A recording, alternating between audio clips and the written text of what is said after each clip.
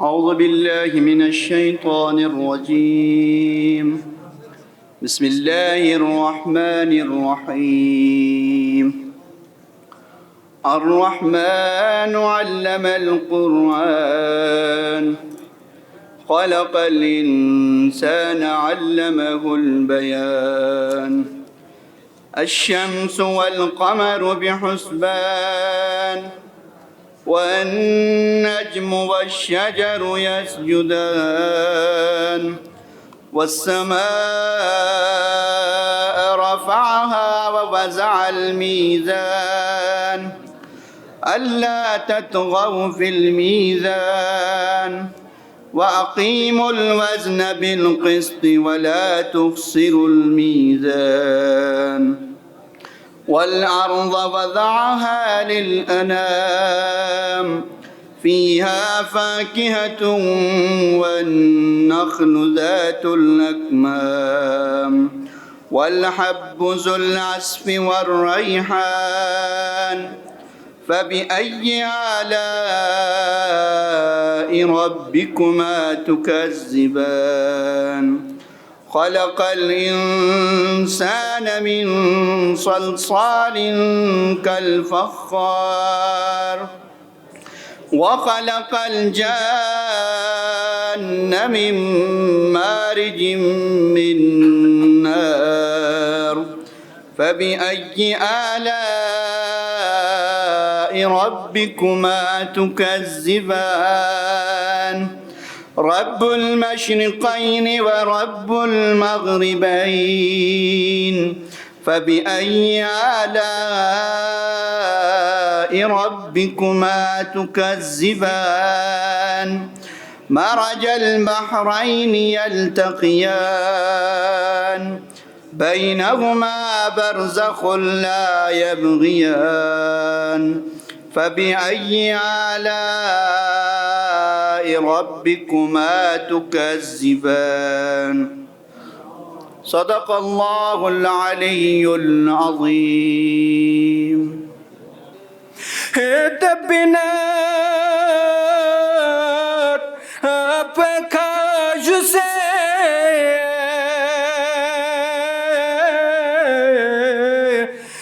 Shes baba bi dombinguse Rashigika afono na babo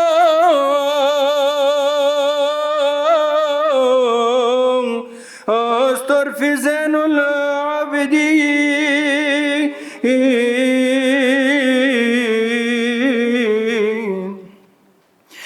Arshibyo inmi babide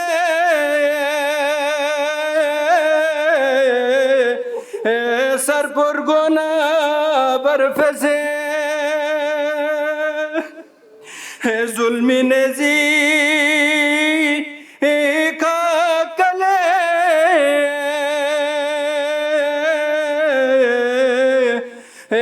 tofizenul abdi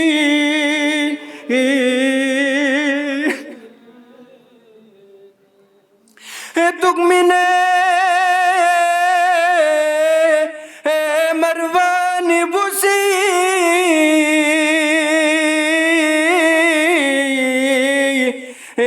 frod majardong rafsore Gürderin gel Hasan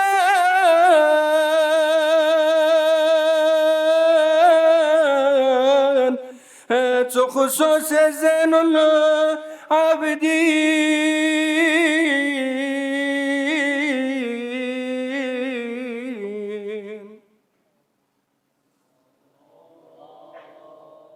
Elhamdülillahi Rabbil alemin.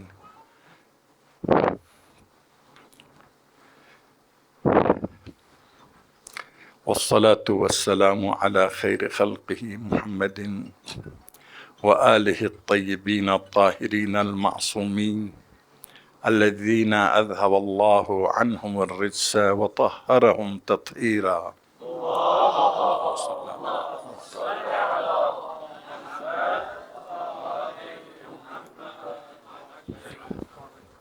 واللعن الدائم على أعدائهم من يوم عداوتهم إلى يوم الدين.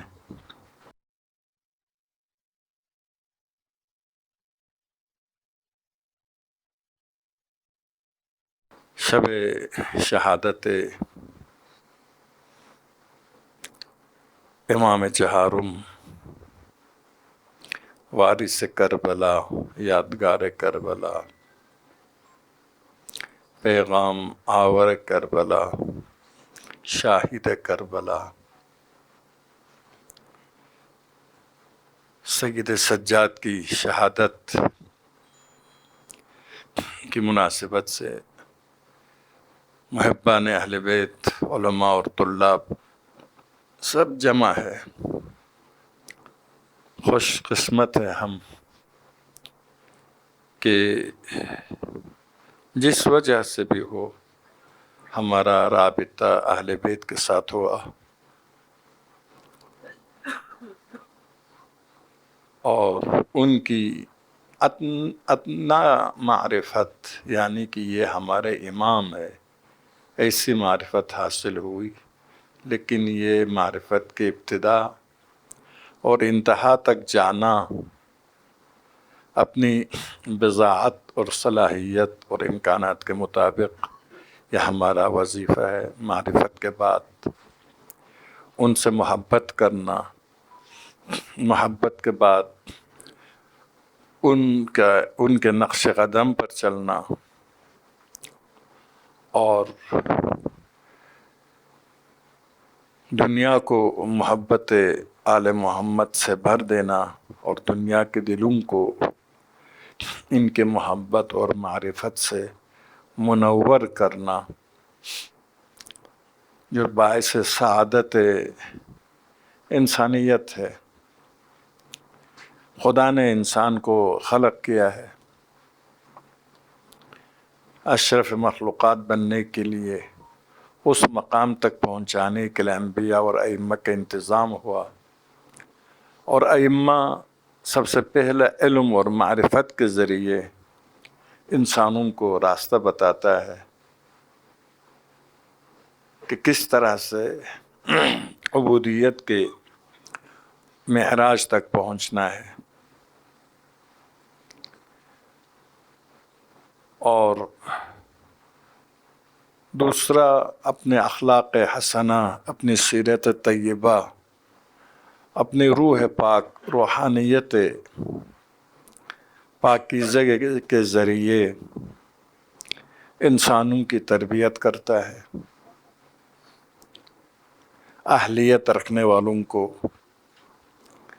منزل مقصود تک پہنچا دیتا ہے۔ اور تیسرا یہ کہ اپنی سیرت کے ذریعے انسانوں کے دلوں پر اثر انداز ہو جاتے ہیں۔ اور چوتھا یہ ہے کہ سیاسی ذریعے سے، یعنی حکومت ہاتھ میں لے کر، حکومت ہدف نہیں ہے لیکن وسیلہ ہے، لیکن الہی اہداف کو، اسلامی اہداف کو، مقصد خلقت کو، مقصد امامت کو، مقصد نبوت کو دنیا میں عام کرنے کے لیے سب سے بہترین وسیلہ ہے، ہمگیر وسیلہ ہے۔ اس میں مثبت پہلو بھی ہے،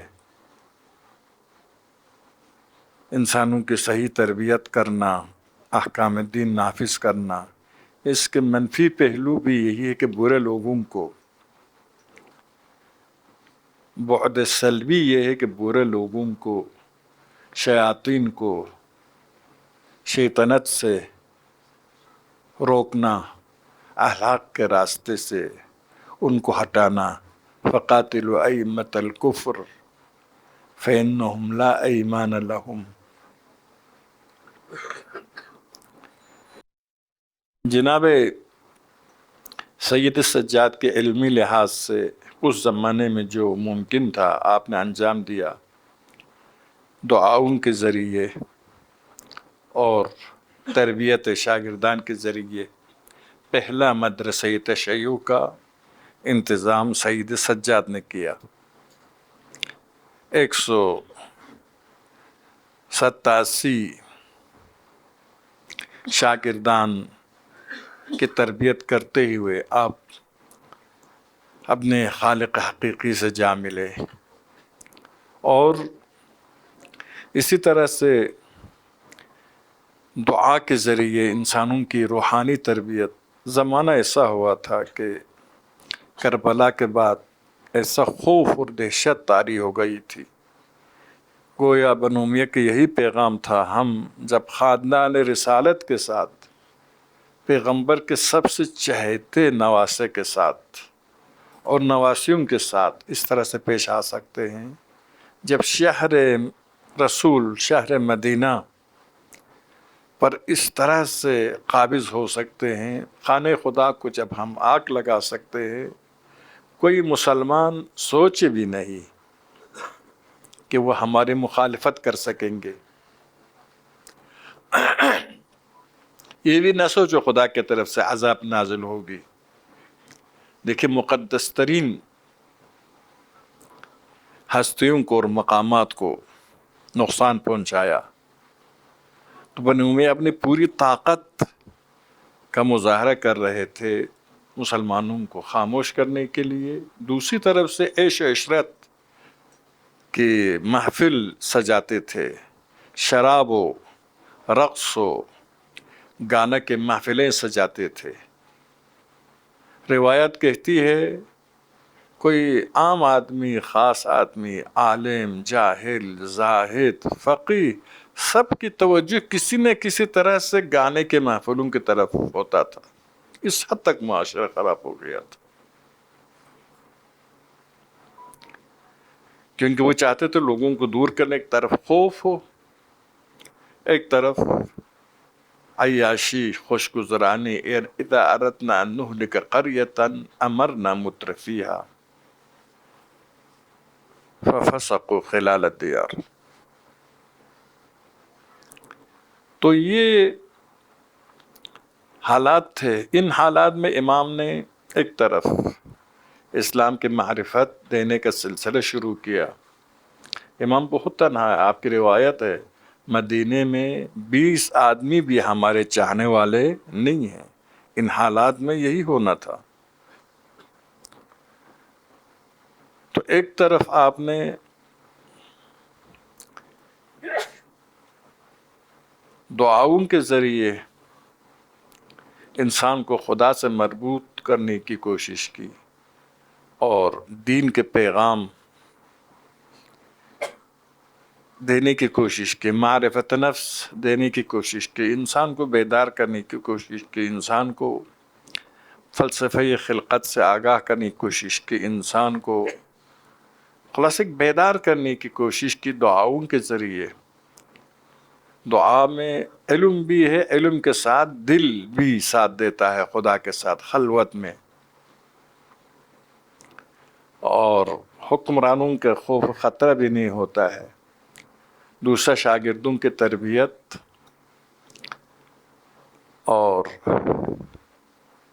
لیکن باقی بہت سے راستے آپ نے اپنایا امت کی تربیت کے لیے. فی الحال ان کی طرف جانا مد نظر نہیں ہے. عرض کے امام کی ایک اہم ذمہ داری سیاسی ذمہ داری ہے، کیونکہ معاشرہ حکومت کے ہاتھ میں ہوتا ہے. حکومت خراب ہو تو معاشرہ کو خراب کر سکتا ہے، حکومت صحیح ہو تو معاشرہ کو صحیح کر سکتا ہے. یزید ابو سفیان کا پوتا، اس کے لیے کیسا ممکن ہوا نواسے رسول کو شہید کرنا؟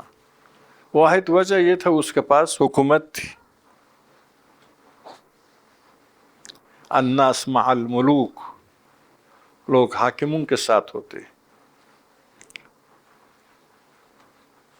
تو دین نے بھی اس پہلو کو بہت مد نظر رکھا ہے. سید سجاد تمام انبیاء الہی اور ائمہ کے درمیان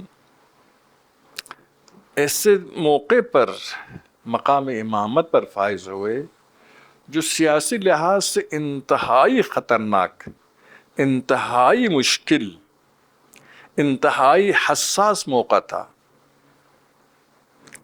جب حسین آخری الوداع کے لیے آئے سید سجاد کی خدمت میں، فرمایا بیٹا میں آپ کو وہی وصیت کرتا ہوں جو ہر نبی نے اپنے وصی کے ساتھ یہ وصیت کی، وہ یہ کہ خدا کے راہ میں صبر کرنا ہے اور تقوی کو اپنانا ہے۔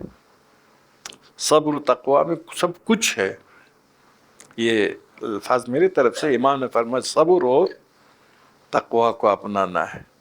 ان سخت ترین حالات کے لیے امام کی وصیت، یہ وصیت ایک ابدی حقیقت ہے، ان حالات کے ساتھ مخصوص نہیں ہے، لیکن امام نے یہ وصیت کی۔ اور سخت ترین حالت کیسے تھا؟ ادھر یعنی امام حسین جیسی ہستی، اب امت میں ایسا امام بھی آنے والا نہیں ہے، اس امام کو اس طرح سے بے دردی کے ساتھ شہید کر رہے ہیں۔ دوسری طرف سے سیدانیہ جن کی مثال روئے زمین پر نہیں مل سکتی تھی، وہ اسیر ہو رہی ہے، بازاروں میں، درباروں میں گھمائے جائیں گے، اور ظالم اقتدار پر، اور جو کچھ ہونے والا تھا کربلا میں، کوفہ میں، ان سخت ترین حالات میں سید سجاد نے امامت کی ذمہ داری سنبھالی۔ حکمت تو خدا تھی کہ دشمن کو غافل کرنے کے لیے امام بیمار تھے، سخت بیمار تھے۔ جناب شہزادی زینب نے اس میدانی ذمہ داری کو سنبھالا، بلکہ حالات اتنے خراب تھے کہ 3 دفعہ امام کو شہید کرنے کے لیے آ گئے، شام غریبان کے موقع پر، اور دربار ابن زیاد میں، دربار یزید میں، تینوں مرتبہ شہزادی نے اپنے آپ کو گرایا امام پر۔ یعنی بیمار، نوجوان، نحیف، لاغر، غریب، جس کے سارے عزیز و اقارب شہید ہوئے، اس کو بخشنے کے لیے تیار نہیں تھے۔ اتنے نحیف و لاغر تھے شام والوں نے یزید سے کہا یزید یہ کیا بولے گا، اپنی بیماری کی تاب نہ لا کر کچھ بولنے کی صلاحیت نہیں ہے۔ بسا اوقات جب شہزادی اپنا آپ کو گراتی تھی سید سجاد پر، تو دشمن باز آتے تھے شہید کرنے سے۔ ان کی دلیل یہ ہوتی تھی کہ مارنے کی ضرورت نہیں ہے، یہ خود اس سفر کی صحبتوں کی وجہ سے اور غم و درد و رنج کی وجہ سے خود زندہ نہیں رہ سکتا ہے۔ اصل بنو امیہ کی کوشش یہ تھی کہ آل محمد میں چونکہ خواتین تھی، سیدانیان تھی، ان کو قتل کرنا۔ عرب کے درمیان یہ لوگ مسلمان تو نہیں تھے، لیکن عربی ثقافت کا خیال رکھتے تھے، تو عرب کے درمیان بہت معیوب سمجھا جاتا تھا، اس لیے تنگ کر کر کے ان کو شہید کرنا چاہتا تھا۔ ایک ہوتا ہے نا نفسیاتی مسئلہ، اتنے تنگ کرو کہ وہ شہید ہو جائے۔ تو یہ حالات تھے۔ ان حالات میں یعنی اس سے سختر حالات کسی امام کے لیے پیش نہیں آیا، کسی نبی کے لیے پیش نہیں آیا۔ اس وقت سید سجاد نے ذمہ داری سنبھالی، اور پھر کوفہ میں، بازار کوفہ میں اس طریقے سے کوفہ والوں کو ڈانٹا، سرزنش کی۔ کوفہ والے رونے لگے، آپ حکم کریں، ہم آپ کے اطاعت میں قیام کریں گے، دشمن کے ساتھ لڑیں گے۔ تو آپ نے فرمایا تم نے میرے دادا، میرے والد کو دھوکہ دیا، ابھی مجھے بھی دھوکہ دیتے ہو۔ سرزنش کیا؟ اس کا ہدف یہ نہیں تھا، سرزنش ہدف نہیں ہوتا ہے، ان کو زیادہ اپنے گناہ پر نادم کرانا ہے۔ جتنا گناہ پر نادم ہوگا اتنا ہی پختہ ہو جائے گا اطاعت میں۔ کوفہ والوں کا چونکہ تھوڑی سی معرفت ان کے پاس تھی، ان کو نادم کرنا اہم ہدف تھا۔ کوفہ میں آپ جانتے ہیں، میرا اپنا اندازہ یہی ہے کہ شاید 10% اموی سوچ والے ناصبی لوگ تھے، شاید 20-25% ایسا شیعہ تھے جو ہم جیسے اعتقادی شیعہ تھے۔ باقی 60% سب سمجھ لے. سیاسی شیعہ تھے تقریباً بریلویوں کے ساتھ شبیہ، یعنی اہل بیت کو اس مقام کے لائق سمجھتے تھے، شیخین کو بھی برا نہیں سمجھتے تھے، لیکن کہتے تھے خلافت کا لائق اہل بیت ہے، بنو امیہ نہیں ہے. تو امامت، حکومت کے حقدار اہل بیت کو سمجھتے تھے. اسی لیے کچھ لوگوں کو دھوکہ ہوا کہ حسین کے قاتل خود شیعہ ہے. خود یزید والوں کے بھی برنامہ یہی تھا، چنانچہ میں نے وہاں کے مجالس میں عرض کیا کہ اس طریقے سے پروگرام سیٹ کیا جائے کہ کوفہ سے خطوط جائے اور امام کو بلائے اور امام کو کوفہ والوں کے ذریعے شہید کرائے، اور یہی تشہیر کرنا تھا کہ حسین کو خود اپنے شیعوں نے قتل کیا ہے. اب اس کے بعد خود روتے ہیں جو اب تک کہہ رہے ہیں. بنو امیہ کو بدنامی سے، قتل حسین کے الزام سے نجات دینا اور ان کے خلافت کے لیے انتہائی خطرناک ہو سکتا تھا. سیلاب خون شہدائے کربلا سب کو ختم کر سکتا تھا. قوموں کو بیدار تو ہو لینے دو، پھر ہر قوم پکارے گی ہمارے ہے حسین. ہم دوسرا شعر جو اس کا ہے، جوش کا ہے، بس فقط نام حسین ابن علی رہ جائے گا. ایک سیلاب تھا، اسی لیے انہوں نے یہ سیاست سوچی کہ شیعوں نے بلایا، شیعوں نے شہید کیا، پھر پشیمان ہو گئے، رونے لگے. تو عرض یہ کر رہا تھا ایسے حالات تھے. تو ایک طرف تشدد، دوسری طرف دنیا پرستی، عیاشی، خوش گزرانی.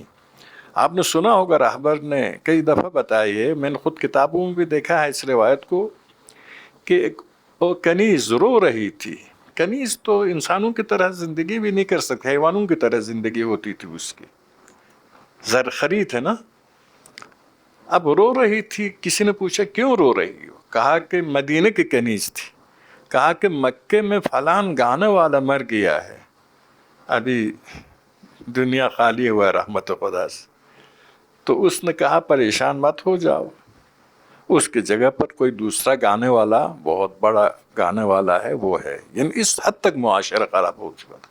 کنیز جو حیوانوں کی طرح زندگی گزارتی تھی، اس کو سامنے بھی زندگی کا یہی منظر پیش کیا تھا.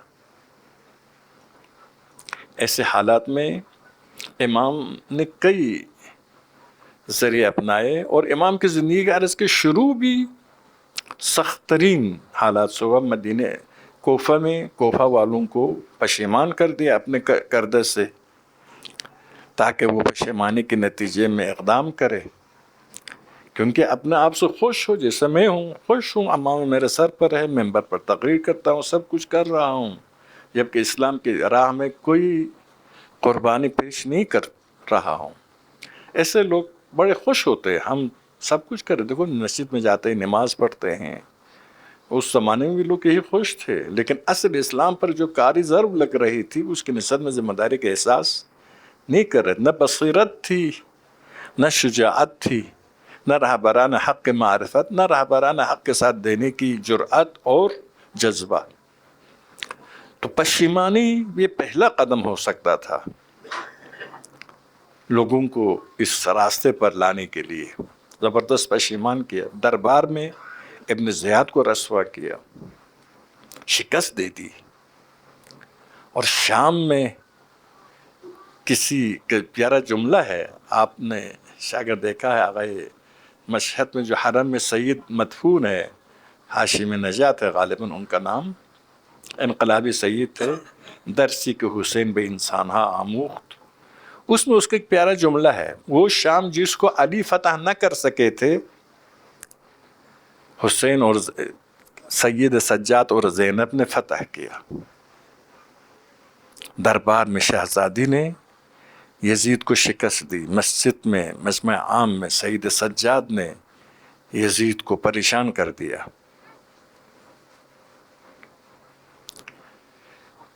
اور پھر واپس پہنچے مدینہ. مدینہ پہنچنے کے بعد عزاداری کا سلسلہ شروع کیا امام نے. اگر کربلا ایک یہ ہے کہ خون، کربلا میں خون دینے والوں کی ذمہ داری تھی خون دینا، اسیروں کی ذمہ داری تھی پیغام کو عالم اسلام تک پہنچانا. پھر حسین نے صرف اس وقت کے لیے قیام نہیں کیا تھا، کم از کم امام زمانے کے ظہور تک کے لیے. اگر ہدف کیا ہو انسانوں کو اسلام کے ساتھ مربوط کرنا ہو، کم از کم امام زمانے کے ظہور تک. جب امام آئیں گے اس کے بعد مدیریت خود امام کریں گے. اس کے لیے یہ انتظام کیا، عزاداری کا انتظام ہوا. عزاداری عاشوراء کو مہدویت سے مربوط اور متصل کرنے کا نام ہے. یہ سید سجاد کا کام تھا. یعنی قیام حسینی کامیاب بنانے کے لیے سارے انبیاء اور سارے ائمہ نے کام کیا ہے. کیسا کام کیا؟ حسین تو 72 کے ساتھ تنہا تھے. آپ دیکھتے حضرت آدم سے شروع ہوا گریہ کرنا، با مقصد گریہ، با ہدف گریہ، پیغام والے گریہ. آدم سے شروع ہوا خاتم تک، خاتم سے کربلا تک، پھر کربلا کے بعد خاتم اوصیاء امام زمانہ تک. یعنی عاشوراء کو زندہ رہنے کے امامت کی ضرورت ہے. امامت دین کو زندہ رکھتا ہے قربانیوں کے ذریعے. قربانیوں کے عروج کا نام عاشوراء ہے. لیکن عاشوراء بہرحال انسانی معاشرے میں جو حادثہ پیش آتا ہے وہ جلدی لوگ بھول جاتے ہیں. اس لیے عزاداری کی شکل میں اس حادثے کو اپنی تمام تر عظمتوں کے ساتھ زندہ رکھنا ہے. دعاؤں کے ساتھ، گریوں کے ساتھ، نماز کے ساتھ، عزاداری کے ساتھ، جلوس کے ساتھ، جلسوں کے ساتھ، حتیٰ مشکیزے کے ساتھ، حتیٰ پنجوں کے ساتھ. یعنی پورا عاشوراء کے دن جتنے واقعات آپ سنتے ہیں وہ سب کے سب عاشور کے دن آج بھی نظر آئے تو اتنا ہی مؤثر واقع ہوتا ہے. صرف پیغام سے عاشوراء کے مناظر کو جدا نہ کرے. علمدار کا اگر بازو کٹ گیا تو اسلام کے لیے واللہ ان قطعتم یمینی انی ابدا احامی عن دینی، یہ جدا نہ کرو. جتنے مظاہر عاشوراء ہمارے عزاداریوں میں زندہ ہوگا اتنا ہی زیادہ اثر بخش ہوگا. عزاداری با معرفت، عزاداری با مقصد، عزاداری با محبت، عزاداری حسینی، عزاداری مہدوی، عزاداری اہل بیت. تو سید سجاد تو یہ عرض کیا سارے نے مل کر قیام حسینی میں حصہ لیا ہے، کیونکہ قیام حسینی عاشور کے بعد باقی رکھنا عزاداری کے ذریعے تھا. ایک اولویت ہوتی ہے.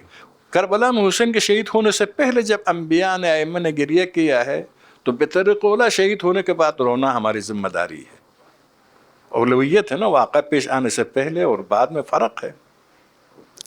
اور خصوصاً 3 امام، امام حسن مجتبی زمینہ ساز تھے قیام کربلا کے لیے. فلسفہ صلح حسنی میں یقیناً آپ نے مطالعہ کیا ہے، صلح حسن زمینہ ساز تھے قیام حسینی کے لیے. اور قیام حسینی عمل میں لانے والا مولا امام حسین ہے. اور پھر اس کے بعد اس قیام کو مستمر رکھنے والا، آگے بڑھانے والا سید سجاد. یہ 3 امام انتہائی مؤثر. جن کربلا کے بعد سید سجاد آ گئے. اگر سید سجاد بیچ میں کچھ نہ کرے تو پھر یہ قیام کا ذکر باقی نہیں رہ سکتا تھا. جو شخصیت امام حسین کے بعد آنے والی شخصیت تھی اس کے کردار کی بڑی حیثیت تھی.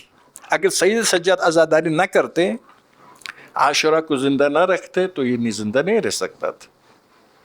3 اماموں کے بہت ہی زیادہ کردار ہے. تو سید سجاد کی سب سے اہم ذمہ داری، ورنہ باطل کے ساتھ مقابلہ کرنا، حق کی حمایت کرنا واجب ہے. وَلَقَدْ بَعَثْنَا فِي كُلِّ أُمَّةٍ رَسُولًا وَلَقَدْ بَعَثْنَا فِي كُلِّ أُمَّةٍ رَسُولًا أَنِ اعْبُدُوا اللَّهَ وَاجْتَنِبُوا الطَّاغُوتَ. یہ ہے پیغام. یہ ہم لیکن شکل بدل سکتا ہے. اجتناب الطاغوت، عبادت خدا کے ہر زمانے کے اپنے تقاضے ہو سکتے، طریقے مختلف ہو سکتے. حسین کے لیے ذمہ داری قیام کرنا تھا، سید سجاد کے لیے اس قیام کو تمام تر حرارت کے ساتھ زندہ رکھنا تھا. اسی لیے عظیم ترین ذمہ داری تھی. سید سجاد نے اپنی سیاسی زندگی میں سب سے اہم پہلو جس کو انتخاب کیا وہ باقی زندہ نگہ داشتن واقعہ عاشورہ. جب کسی نے اعتراض کیا کہ آپ تو عبادت کی طرف آ گئے جہاد چھوڑ کر، تو آپ نے آیت کی تلاوت کی. اس آیت میں کہتا تائبون العابدون الحامدون السائحون وغیرہ، یعنی امام یہی فرما رہے تھے کہ اس جہاد کے لیے تزکیہ نفس کی ضرورت ہے.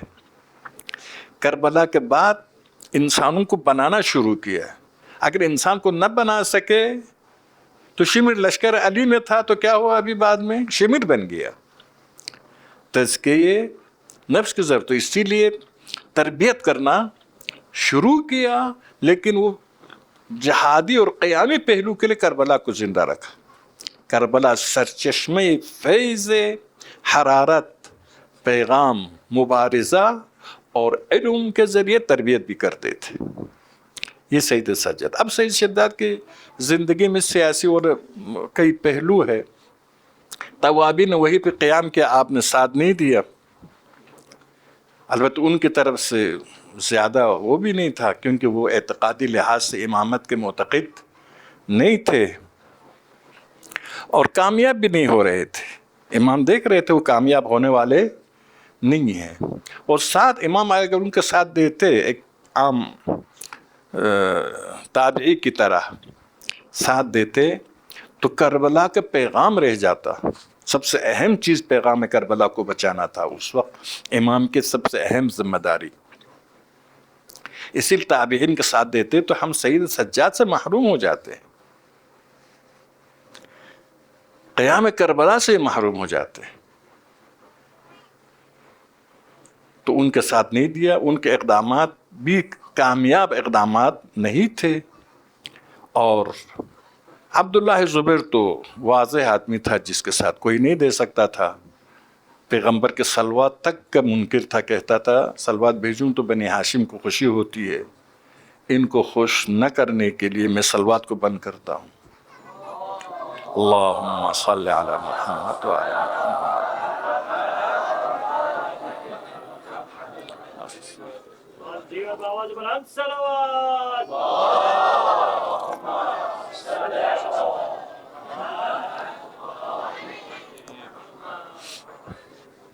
تو یہ رہ جاتا ہے اہل حق نے جو قیام کیا. توابین کے قیام مخلصانہ تھا، اگرچہ سلیمان نے اس وقت حضرت مسلم کے ساتھ نہیں دیا تھا، آپ جانتے ہیں اپنا اجتہاد تھا، اپنا الگ اجتہاد، لیکن بہرحال قیام تھا حسین کے لیے. واقعاً طائبین تھے، لیکن ظاہر ہے شروع ہی سے شکست خوردہ قیام تھا. اس کے نتیجے معلوم تھا، شکست خوردہ دنیاوی لحاظ سے، ورنہ حسین کے نام پر جان دینا خود ایک فضیلت ہے. اثر ہے تاریخ میں. دیکھو کچھ لوگ یقینی موت کے باوجود گئے، جیتنے کی کوئی امید نہیں تھی. اور پھر مختار کے قیام. تعجب کی بات یہ ہے کہ تائبین کے قیام پر کوئی اعتراض نہیں کرتا ہے، مختار کے قیام پر اعتراض کرتے، شیعہ سنی سب. فرق یہ ہے کہ مختار کامیاب ہو گئے، تائبین کامیاب نہیں ہوئے. میں دنیاوی لحاظ سے کہہ رہا ہوں. مختار کامیاب ہو گئے، قاتلین کربلا کا قتل عام کیا. تائبین کامیاب نہیں ہوئے. کامیاب ہونے والوں کو لوگ پسند نہیں کرتے ہیں، ورنہ کیا فرق ہے؟ دونوں تائبین بھی نہیں کہتے تھے ہم نے امام سے اذن لیا ہے. مختار کم از کم کہتا تھا میں نے سید سجاد سے اذن لیا ہے، محمد حنیفیہ سے اذن لیا ہے. کچھ لوگ مانتے تھے، کچھ لوگ نہیں مانتے تھے. خلاصہ یہ اپنی جگہ پر اذن لیا ہے. اس کے باوجود اس کی ایک اہم وجہ یہ ہے جو عالم اسلام والے تھے، یا بہتر کہوں زبیری اور اموی دونوں کے ساتھ لڑ رہا تھا مختار۔ بصرہ میں زبیریوں کو حکومت تھی، کوفہ کو زبیریوں سے مختار نے چھین لیا تھا، اور شام سے اموی عبید اللہ بن زیاد کے قیادت میں لشکر آ رہا تھا مختار کے ساتھ لڑنے کے لیے۔ تو مختار کو بدنام کرنے میں کوئی کسر نہیں چھوڑی۔ کہا یہ دعوی نبوت کرتا ہے، دعوی وحی کرتا ہے، اور علی کی کرسی کو تابوت بنی اسرائیل قرار دیا ہے، یہ جھوٹا ہے۔ اتنی باتیں، الزامات علماء نے تحقیق کیا ہے، اور یہ تمام روایتیں غیر معتبر ہے۔ خود اہل سنت کے پاس غیر معتبر ہے۔ اہل سنت کے معتبر روایتیں بھی ہمارے پاس معتبر نہیں ہیں۔ اہل سنت کی کوئی روایت اہل سنت کے پاس معتبر ہو تو وہ کافی نہیں، ہمارے پاس معتبر ہونا پڑے گا، ہمارے طرق سے، ہمارے دلائل کے ذریعے معتبر ہونا پڑے گا۔ ان کے پاس معتبر ہونے سے مسئلہ حل نہیں ہوتا ہے۔ ایک بڑی غلطی ہے۔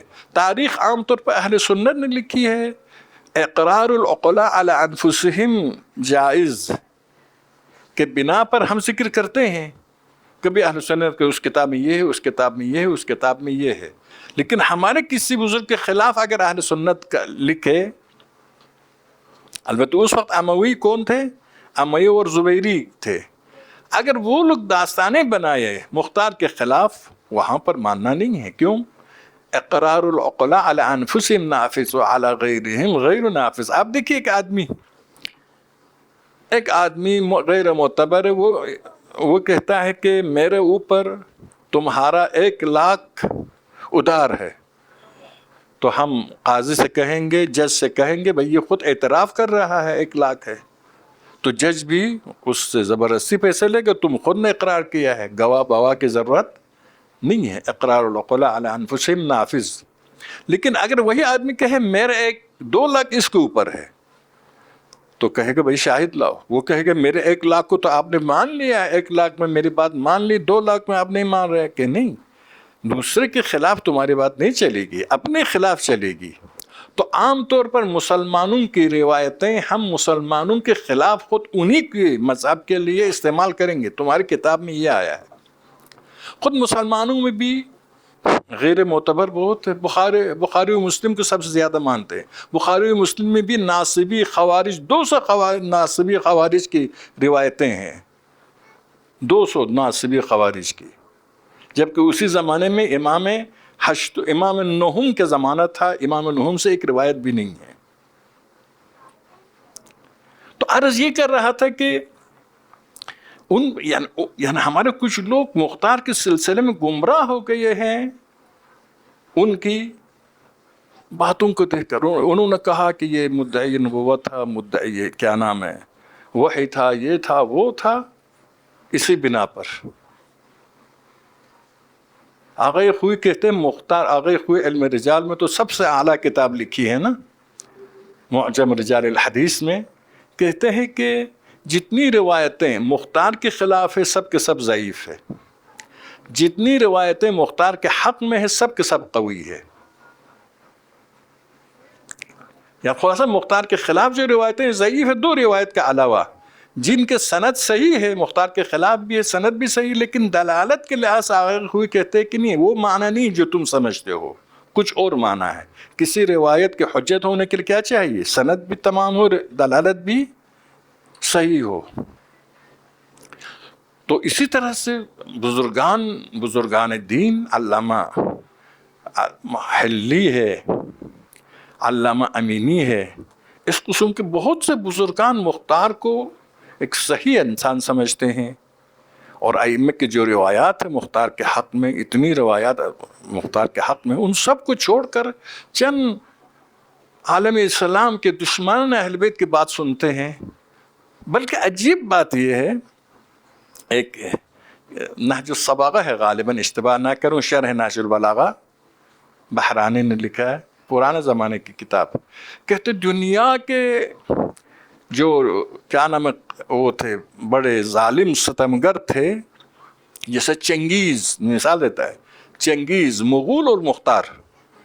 ارے تھوڑا سا عقل ہونی چاہیے نا۔ آپ تاریخ کو دیکھیے، چنگیز نے کتنا قتل عام کے سب کو پتہ ہے، مغول نے کتنا قتل عام کیا سب کو پتہ ہے. مختار نے کن کو قتل عام کیا ہے؟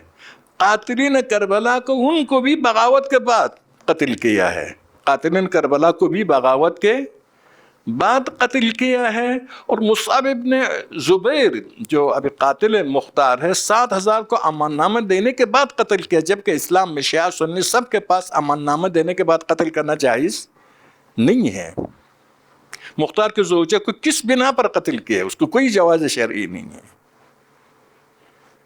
اب اس پر کچھ نہیں کہتے ہیں، بلکہ یہاں ہمارے ایک طالب علم کہتا تھا، استاد ادھر اسی دیر کی انہی مدارس میں سے ایک کے استاد کہتے بار بار کہتا تھا مختار کیا نام ہے، چنگیز، مغول وغیرہ ایک جیسے. تو اس نے پوچھا مختار نے کیا کیا؟ بات بتاؤں گا. کہتے ہمیشہ یہ کہتا تھا، ہمیشہ پوچھا کیا کیا ہے، کچھ کہنے کے لیے کچھ بات نہیں تھی. ایسے ہی جاہل لوگ، مقلل لوگ، کسی کتاب میں کچھ لکھا ہے خود سوچنے کی صلاحیت نہیں رکھتے. ورنہ مختار کی تاریخ آپ کے سامنے ہے، کیا مارا ہے اس نے، کتنے لوگوں کو مارا ہے. تو یہاں پر مشکل یہ تھا کہ شیعہ تحریک تھی، مختار کی تحریک شیعہ تحریک تھی ایک، اور دوسرا کیا تھا، ایک شیعہ تحریک، ایک دوسرا ایرانی تھے. ایرانیوں کو کوئی، آپ جانتے خلیفہ دوم کے زمانے سے اب تک اس وقت تک انتہائی ذلت کے ساتھ ان کو ساتھ پیش آتے تھے، انتہائی تذلیل کرتے تھے. اب ان کو اوپر لایا، لشکر میں شامل کر دیا، عربوں کے برابر کر دیا. عربوں کے ناقابل برداشت تھا. عربوں میں ابھی بھی دیکھے آپ، دیکھنے اس کو دوسرا شیعہ تحریک ہونا. ابھی امام خمینی کی تحریک، ایران کی تحریک کو دیکھیں، عالم اسلام اور ایران والے اتنے قربانیاں دینے کے باوجود کہتے یہ اسرائیل کے اتحادی ہے. پھر آخر میں سید حسن نصر اللہ جیسی شخصیت، سلیمانی جیسی شخصیت کو دے دیا.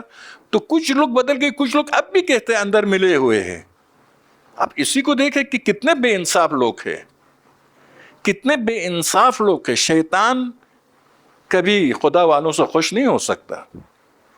یعنی یہ اتنے حقائق اس صدی میں، جس صدی میں بات نہیں چھپتی ہے، اس کے باوجود ایران نے اتنی قربانیاں دی ہے.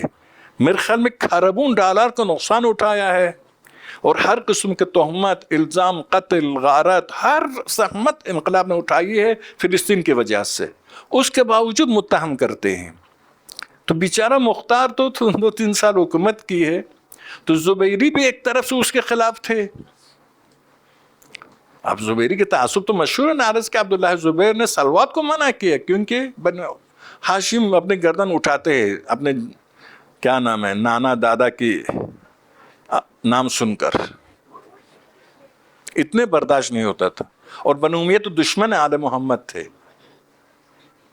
دشمن محمد بھی تھے، دشمن آل محمد بھی تھے. تو ایسی اب ان پر اعتماد کیسے کریں گے؟ ابو فرج اصفہانی جو مقاتل الطالبین کے مصنف ہے، محب اہل بیت مانا جاتا ہے تاریخ میں. اور الاغانی اپنے زمانے میں سب سے نامور کتاب لکھی ہے، متعدد مجلدات پر مشتمل. وہ لکھتا ہے کہ ابو الفضل عباس نے پہلا اپنے بھائیوں کو میدان کی طرف بھیجا تاکہ وہ شہید ہو جائے، ان کا وارث خود بن جائے. دیکھو یہ سوچ ہے ان مسلمانوں کے جو محب اہل بیت ہے. ابو الفرج معروف ہے کہ محبین میں سے ہے. اب ایسے لوگوں کو آپ دلیل بنائیں گے اپنے کسی بزرگوار کو، خصوصاً ایک قومی شخصیت کو ختم کرنے کے لیے. اس کے بعد آپ کی خدمت میں عرض کروں، اب میں معصوم کا اپنا مقام ہے، الہی مقام ہے. اس کے بعد شیعہ تاریخ میں اس طرح کی کامیابی کی مثال نہ ملنے کے برابر ہے، بہت کم ہے. اب مختار جیسی مثال کو ختم کریں گے تو شیعہ جوانوں کو کامیابی کی کیا مثال پیش کریں گے؟ تم اٹھو، کام کرو، کامیاب ہو جاؤ گے. کون کامیاب ہوا ہے؟ مختار تو کافر تھا، مختار تو یہ تھا، وہ تھا. یعنی آپ سے وہ قومیں اپنے لیے ہیرو بناتی ہے، قہرمان بناتی ہے، نہ ہو تو افسانوی قہرمان، جیسے ایران میں رستم و سہراب وغیرہ ہے، زال ہے وغیرہ بناتی ہے. لیکن ہمارے پاس اب مختار ایک ہیرو میں سے ایک ہے. ائمہ اطہار کے بارے میں عرض کہ ان کو تو کہتے وہ خدائی ہے، ہیرو نہیں ہے، ان کے نقش قدم پر ہم نہیں چل سکتے ہیں. عملاً یہی کہتے ہیں نا. بس جو جس کے نقش قدم پر چل سکتے ہیں وہ ائمہ سے پائنتر درجات کے لوگ. اب ان میں مختار کامیاب ترین مثال ہے، اس مثال کو بھی ہم سے چھیننا چاہتے ہیں. کامیابی کے ایک نمایاں مثال کو، کربلا کے بعد امام حسین کے قاتلین کوفہ میں اس طرح سے دندناتے پھرتے. مسجد کوفہ میں نماز پڑھانے کے لیے عمر سعد کو لایا تھا اور ایک عورت نے تلوار لے کر راستے سے روکا. عرب سے اس کے ثقافت کے مطابق عورت کو مارنا ممکن نہیں تھا، اسی لیے واپس گئے. ایسی محل قاتلین امام حسین، ظلم قاتل نہیں، اب ظلم کی کوئی حد و حصر نہیں تھا. وہ کوفہ شیعوں کے شہر میں اس طرح سے رہے، کوئی ان کو ٹوکنے والے روکنے والے نہ ہو. کتنی شیعوں کی توہین ہے، کتنی بے غیرتی کی علامت ہے. اس سے بڑھ کر بے غیرتی چاہیے، اس سے بڑھ کر بے غیرتی. اب مختار نے شیعوں کی بھی عزت برقرار رکھی ہے. امامت کی عزت خدا کے پاس ہے، لیکن معاشرے کی میں بات کرتا ہوں. معاشرے میں دوسرے لوگ کہتے ہیں تمہارے امام اس طرح سے مارا کہ کوئی دفاع کرنے والا، انتقام لینے والا نہیں رہا، نہیں تھا. تو در حقیقت مذہب تشیع شیعیان اہل بیت کی تقریباً کیا ہے، عزت بچائی ہے. اس آدمی پر کچھ لوگ بہت حملہ کرتے ہیں. میرے سمجھ میں آتا ہے جن کے جنسوں سے رابطہ ہے وہ لوگ ہی زیادہ حملہ کرتے ہیں.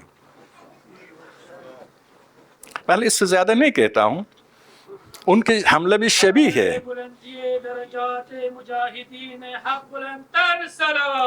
اللہم صلی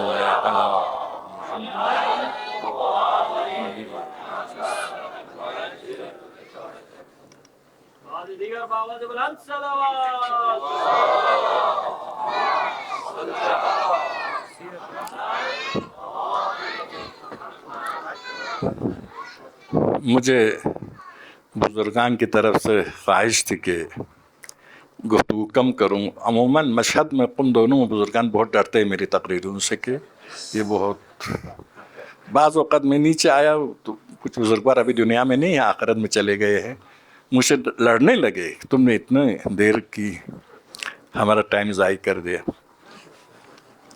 تو خلاصہ اس لیے نیت تو یہ تھی بہت کم بولنے کا، لیکن خلاصہ یہ گفتگو تلک شقشقۃ، ہاں جی، انحدرت ثم استقرت. زیادہ عرض نہ کروں. آج جناب شیخ مہدی حسنی اور ان کے داماد آغے رجائی کی بھی ایصال ثواب کے سلسلے میں بھی ہے، یہ عزاداری میں شامل کیا گیا ہے. میں ہم عرض میں بیان نہیں کرنا چاہتا، اہل بیت کا عرض میں کوئی نہیں آتا ہے، لیکن ان کے بانیوں نے، ان کے عزیزوں نے اپنا تبرک اس میں شامل کیا ہے تاکہ یہ دو بزرگوار بھی خط اہل بیت، راہ اہل بیت اور ذاکر اہل بیت تھے، اور ایران آ رہے تھے بلتستان کے اس خطرناک راستہ بلتستان کے درمیان. وہاں پر ظاہر ہے گاڑی گرنے کی وجہ سے دار دنیا سے چلے گئے. شیخ مہدی کے ساتھ ہم کافی عرصہ ایک گھر میں ساتھ رہے تھے، بہت پاک و پاکیزہ انسان تھے. خدا ان کو محمد و آل محمد کے ساتھ، شہدائے کربلا کے ساتھ، سید ساجدین کے ساتھ محشور فرمائے.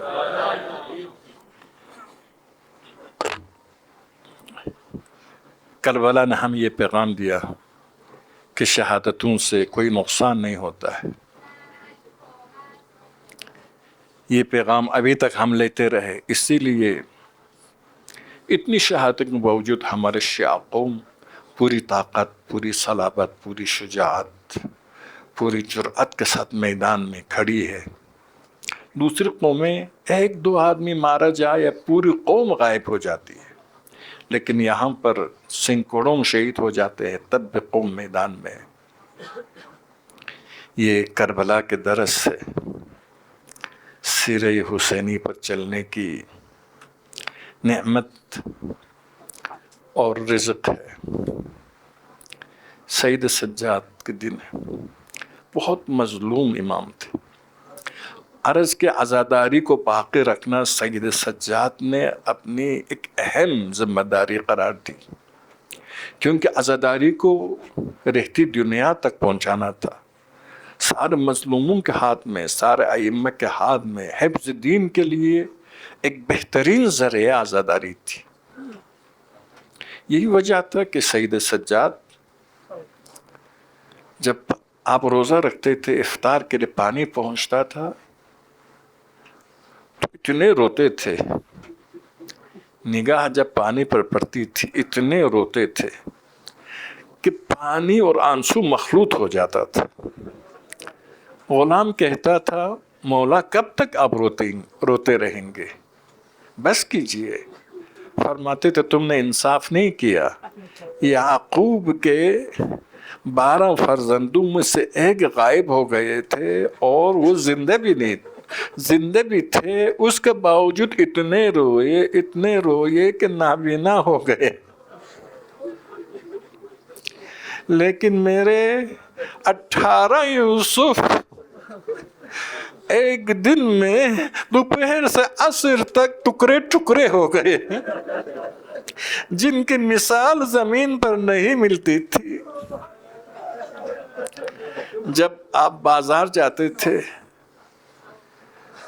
جانور کو ذبح ہوتے ہوئے دیکھتے، پوچھتے قصائی تم نے اس کو پانی پلایا، کھانا کھلایا ہے؟ عرض کرتا ہے ابن رسول اللہ ضرور، یہ تو حکم شرع ہے. فرماتے تھے کربلا کی طرف رخ کر کے بابا آپ پر سلام ہو، مسلمان جانور کو پیاسا ذبح نہیں کرتے، یہ آپ کی قسمت تھی.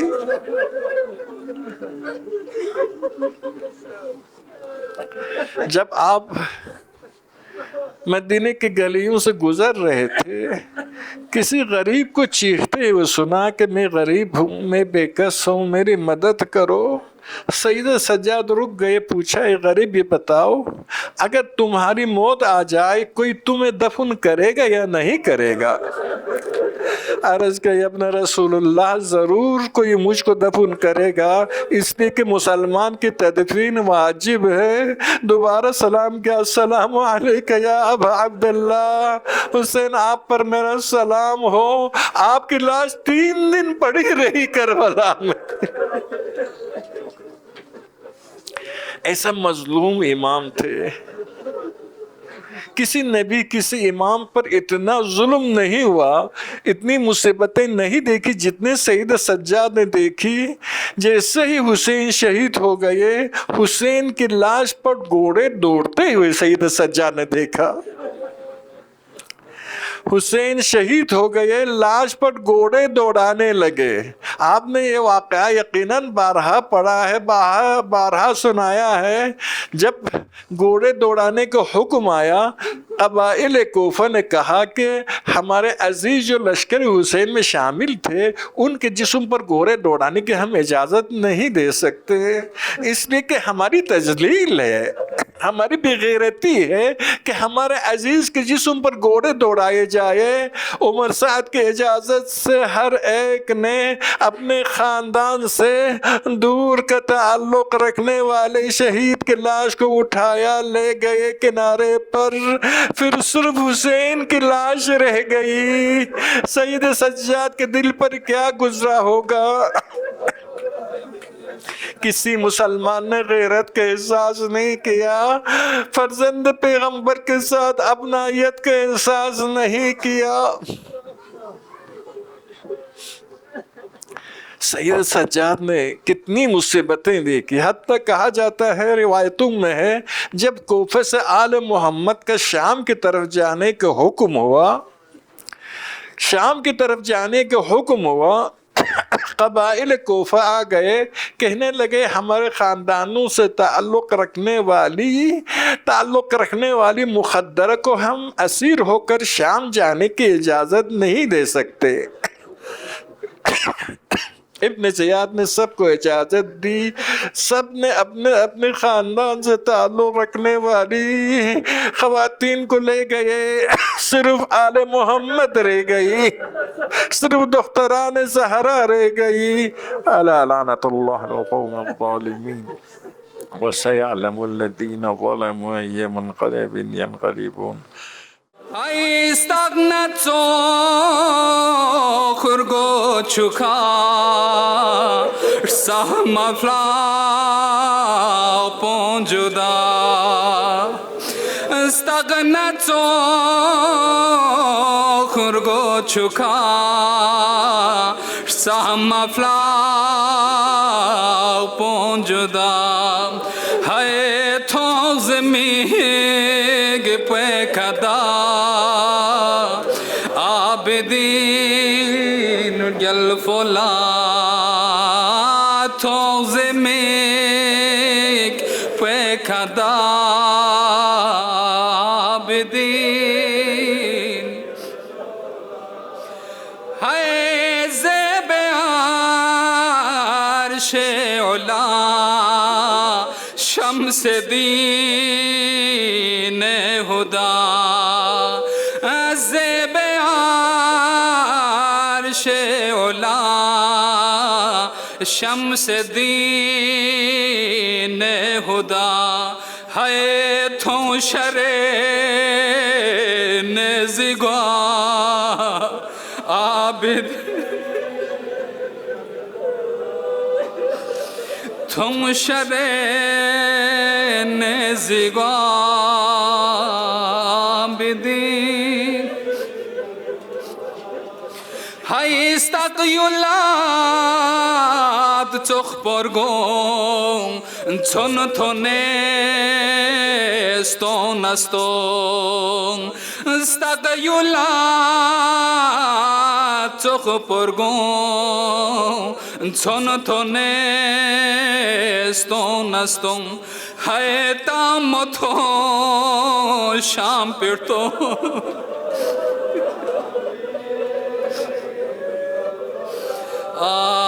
شمس تھون کربلا آبدین گل فولا شمس تھون کربلا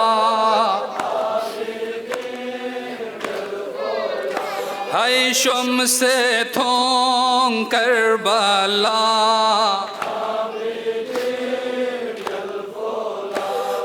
ہائے چینوں میں کلا تھوں اکباری ساہ مغدوں ہائے چینوں میں کلا تھوں ریش ساہ مغدوں ہائے ساخلانے میں کلا تھوں عابدین گل فولا ساخلانے میں کلا تھوں عابدین گل فولا ساخلانے میں کلا تھوں عابدین گل فولا ساخلانے میں کلا تھوں عابدین گل فولا زیب عرش اولا شمس دین خدا زیب عرش اولا شمس دین ہے تو شرین زگا عابدین گل فولا تو شرین زگا عابدین گل فولا تو شرین زگا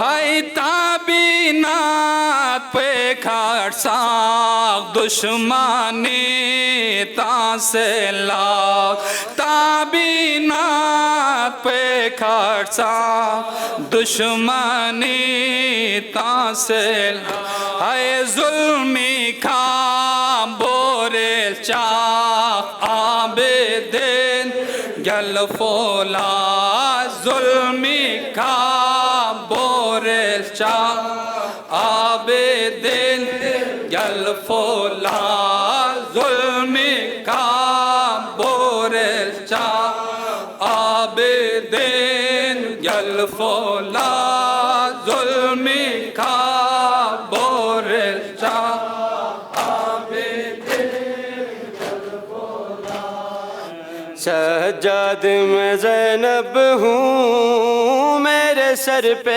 ردا کوئی نہیں، بازار جفا سجاد میں زینب ہوں، میرے سر پہ ردا کوئی نہیں، بازار جفا سجاد میں زینب ہوں، میرے سر پہ ردا کوئی نہیں، بازار جفا سجاد میں زینب ہوں، میرے سر پہ ردا کوئی نہیں، بازار جفا سجاد میرے سر سے نو بار چھنی چادر، بلوے میں نبی زادی پھر وائی گئی در در، مل جائے ردا مجھ کو اور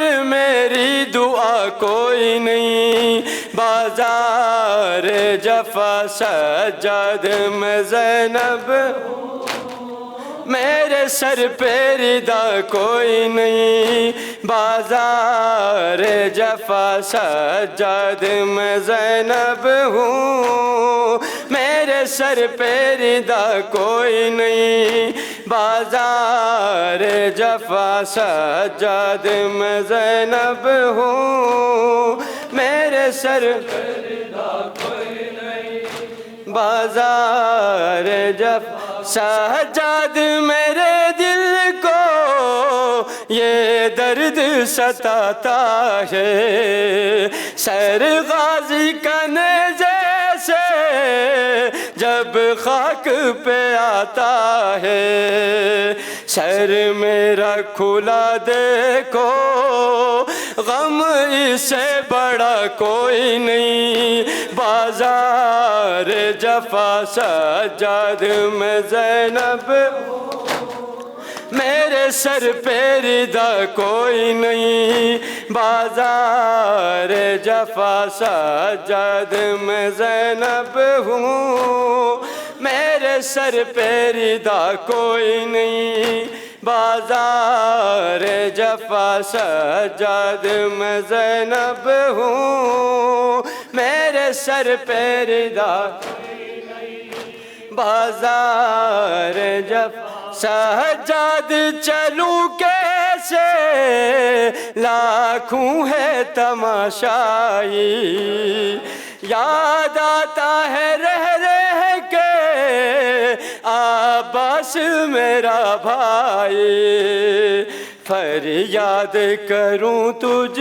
سے اب تیرے سوا کوئی نہیں، بازار جفا سجاد میں زینب ہوں، میرے سر پہ ردا کوئی نہیں، بازار جفا سجاد میں زینب ہوں، میرے سر پہ ردا کوئی نہیں۔